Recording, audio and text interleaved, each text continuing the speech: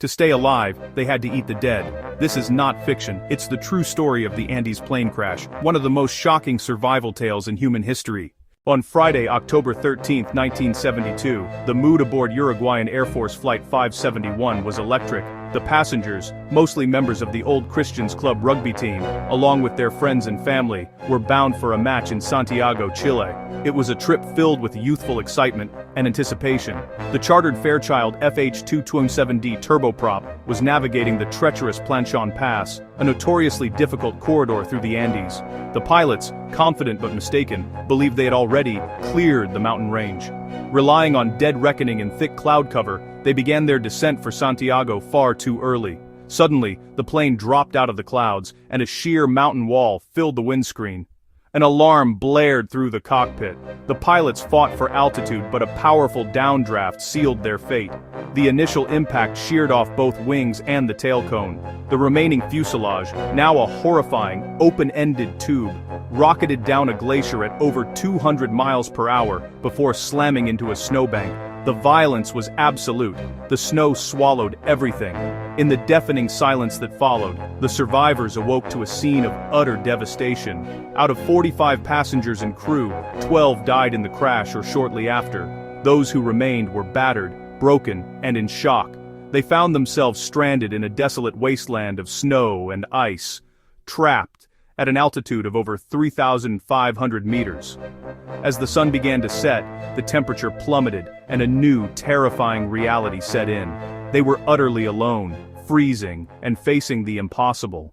In the immediate aftermath, a fragile hope flickers amidst the wreckage. They believe rescue is imminent.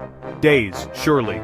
A week at most. They meticulously inventory their meager supplies, a few bars of chocolate, some crackers, and several bottles of wine scavenged from the luggage.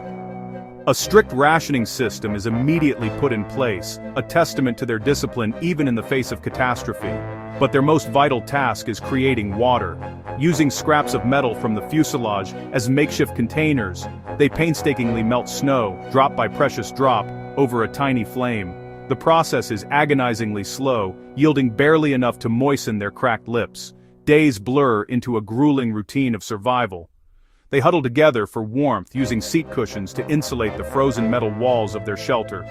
The blinding glare of the sun on the snow forces them to improvise, crafting sunglasses from tinted plastic found in the cockpit.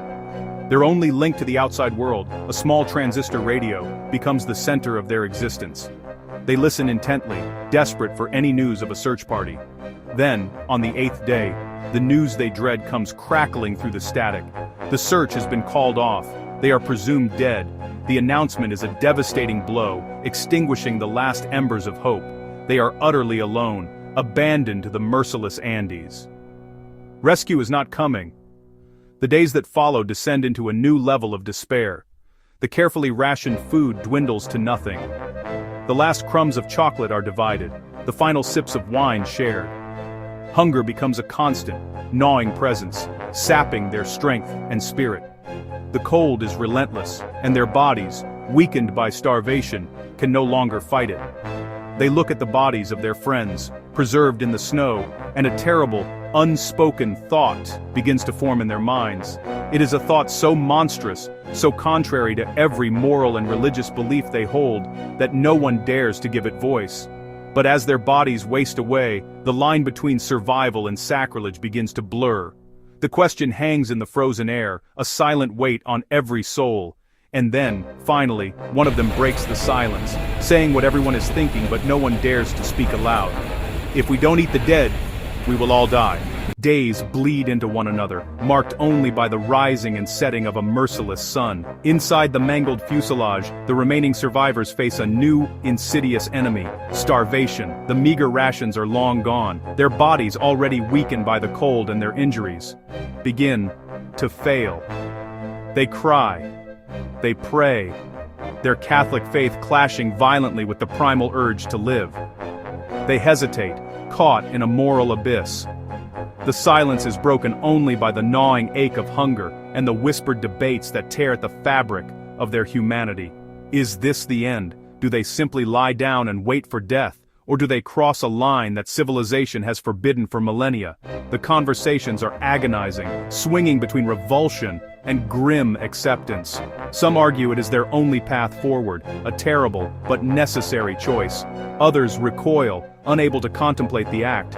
But when hunger becomes an unbearable physical torment, the debate crystallizes into a single, stark reality.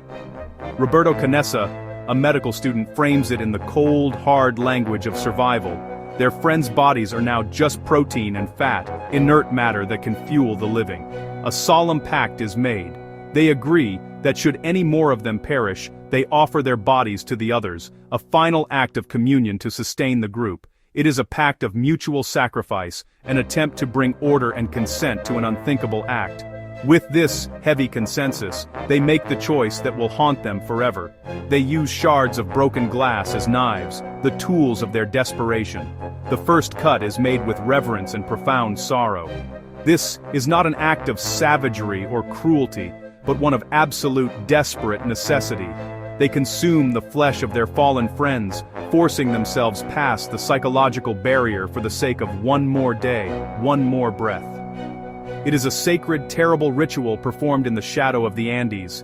It is no longer about right or wrong, about dogma or taboo. In this frozen wasteland, the only remaining morality is the one that chooses life over death. After 72 endless days, two survivors, Nando Parado and Roberto Canessa, decide to climb out of the mountains to find help. 10 days of walking through snow, without proper gear or food, and then, a miracle. They find a shepherd, who alerts rescuers. 16 people are finally saved. They called it the miracle of the Andes. But those who lived through it knew, survival always comes with a price. Would you have done the same, to stay alive? Comment your thoughts below, and don't forget to subscribe, because one day, knowing how to survive might save your life.